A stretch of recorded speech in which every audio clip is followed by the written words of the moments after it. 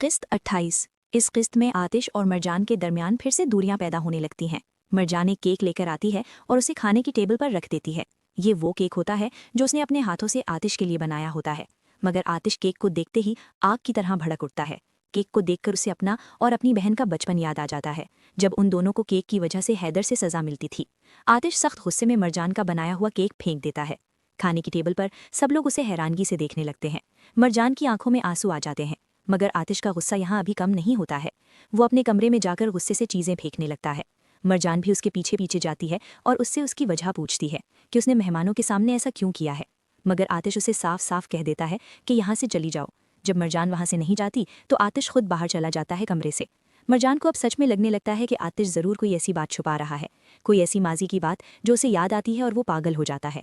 मरजान अब ये जानकर ही रहेगी कि आतिश के साथ ऐसा क्या हुआ था उसके माजी में, और ये जानने के लिए वो अगली सुबह फिर से आतिश से पहले उठ जाती है और आतिश को सोता हुआ देखकर उसे करीब से देखने लगती है, जिस पर आतिश की आंख खुल जाती है और आतिश उसके बालों में प्यार से उंगलियां फेरता है, जिस पर मरजान फौरन घबराकर पीछे हट जाती है। दूसरी जानिब मलिक ज़हरा को खबरदार करता है कि वो उससे और झिझक से दूर रहे।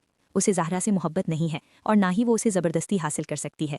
एक तरफ आतिश को अपने रवैये पर अफसोस तो होता है, मगर वो अपने गुस्से पर काबू नहीं पा सकता है और वो मरजान को खोना भी नहीं चाहता है। और दूसरी जानिब मरजान भी अब आतिश के रवैये का ज़्यादा बुरा नहीं मनाती है। वो आतिश को समझना चाहती है और ख़ासकर वो इसका माजी जानना चाहती है। वो आतिश का भरोसा जीतने की कोशिश करती है ताकि उसकी ज़ख्म भर सकें, मगर आतिश के दर्द और ज़ख्मों की दवा आतिश के सिवा किसी के पास नहीं है। मगर जो भी हो, यकीनन अब आतिश और मरजान को एक दूसरे से मोहब्बत होने लगी है, जिस पर आसले आतिश और मरजान को लेकर अब बहुत परेशान होने लगती है। उसे अब लगने लगा है कि आतिश अब इस शादी को आहिस्ता आहिस्ता कबूल करने लगा है। दूसरी तरफ मलिक का ज़हरा पर किया गया गुस्सा काम कर जाता है और ज़हरा अब मलिक से नज़रें हटाकर दिले रात पर जमाने लगती है। किस्त के आखिर में आसले नज़र से मिलती है और उसे बताती है कि मरजान और आतिश अब एक दूसरे के ज़्यादा करीब होते जा रही हैं और मरजान भी अब इस शादी को कबूल करने लगी है, जिस पर नज़र शदीद गुस्सा हो जाता है। आसले नज़र से कहती है, मेरे पास एक प्लान है आतिश और मरजान को अलग करने का, और ये प्लान बहुत ज़बरदस्त है। और साथ ही यहाँ पर किस्त ख़त्म हो जाती है।